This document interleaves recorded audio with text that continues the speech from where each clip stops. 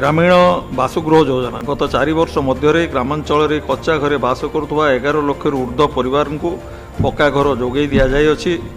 ଏତଦ୍ବ୍ୟତୀତ 35 ଲକ୍ଷରୁ ଉର୍ଦ୍ଧ୍ୱ ହିତାଧିକାରୀଙ୍କୁ ଘର ମରାମତି ଏବଂ ଗୃହ ନିର୍ମାଣ କାର୍ଯ୍ୟ ଶୀଘ୍ର ସମାପ୍ତ କରିବା ବାବଦରେ ପ୍ରାୟ 2150 କୋଟି ଟଙ୍କା ପ୍ରଦାନ କରାଯାଇଛି।